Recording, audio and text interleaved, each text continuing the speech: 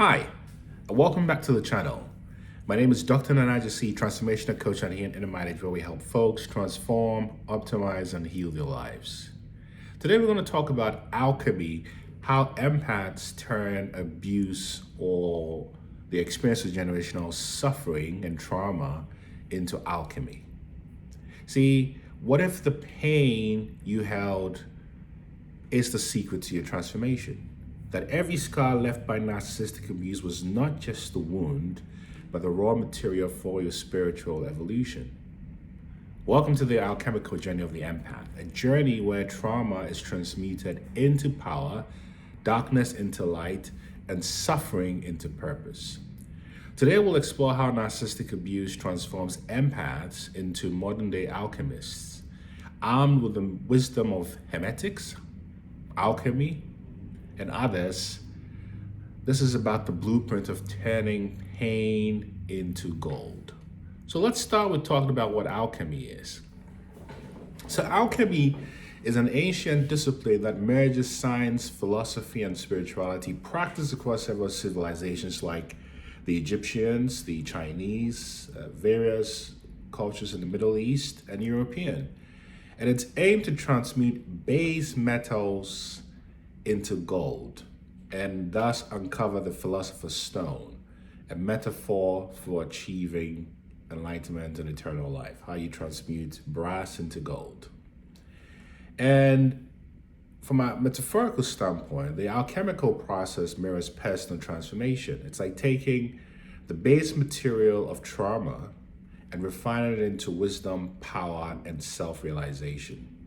In many ways, it's aligned to Carl Jung's concept, great psychologist, therapist, Carl Jung's concept of psychological alchemy, which is how the psyche integrates shadows to achieve wholesomeness.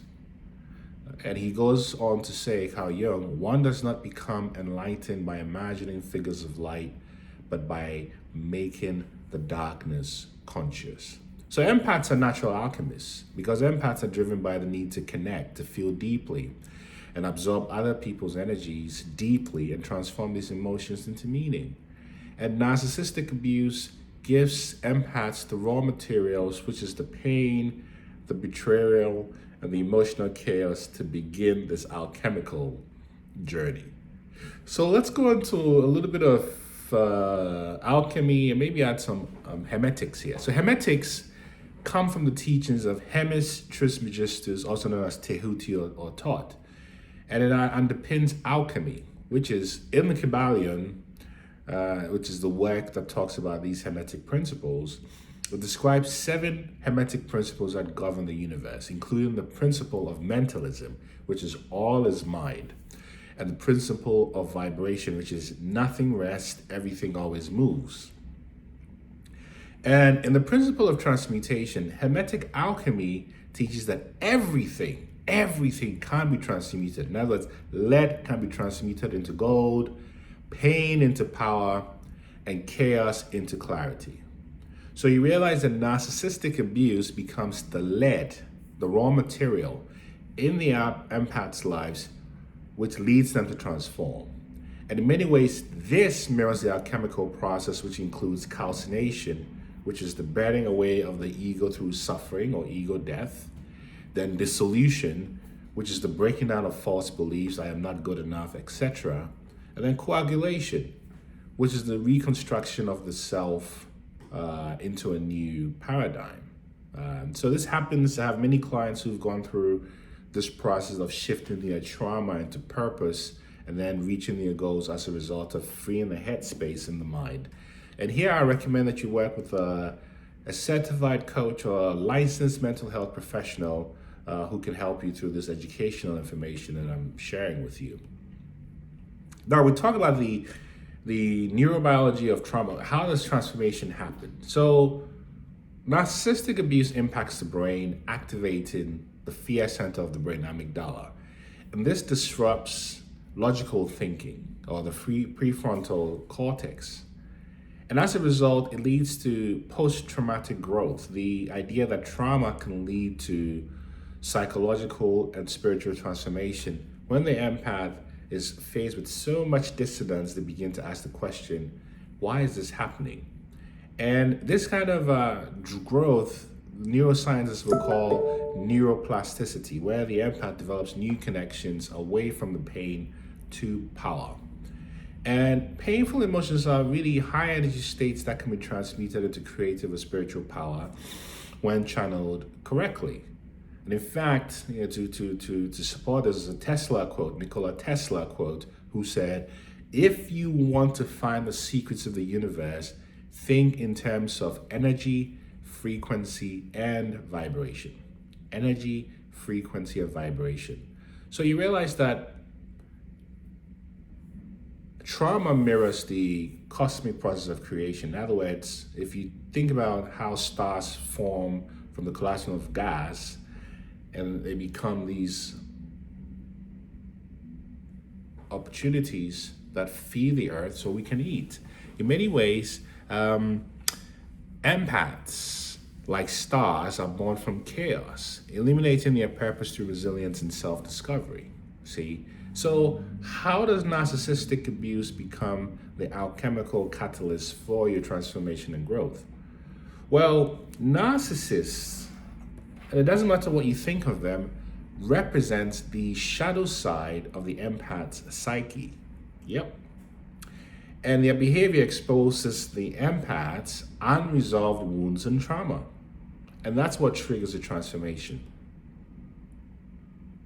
So for example, the way the process happens is the narcissist will idealize you, that creates the attachment. Then they devalue you, which shatters your illusions. And then there's a discard, whether you do it or not. This forces the empath into reconstruction or coagulation. So you may be thinking, well, good to hear, but what does this all mean? What are some practical alchemical things I can do to help me? Of course, I've mentioned, as I always will, to consult a certified or licensed mental health professional like myself, and I'm happy to help you walk through this. Just type transform in the comments section for more details, or you can book a free session on my website, innermileage.com. But in addition to that, there's mental alchemy, which includes journaling to identify and rewrite toxic narratives. In fact, the process of writing, whether you type it or write it physically, is a really strong self-analytical tool. Then there's meditation to focus on vibrational healing, visualization to transmute pain into light, and of course there's somatic alchemy, which is the notion that because trauma is stored in the body, therefore there have to be body-based movements and body-based work such as yoga, breath work, and other types of somatic movement to release the trauma. Then obviously, spiritual alchemy, practice as a shadow work, focus on your shadows, gratitude, and forgiveness transmute the pain into growth. So all of this sort of pushes the empath into a place of realizing that they are an alchemist. And this transformation equips the empath to break generational trauma cycles and guide others. And the pain of the empath through this becomes the superpower for which they use to help guide others. And the scars become the map to help others navigate darkness. And this is exactly what happens to many light workers. You know, the ability to become a light worker is typically born out of deep despair, deep pain, deep trauma, deep abuse. So you realize that your trauma is not the end. It is the beginning. You are an alchemist capable of transforming every ounce of pain into spiritual gold. Embrace this journey, and you will not only heal yourself, but illuminate the path for others. See, it's important that you realize that you are the gold you've been seeking.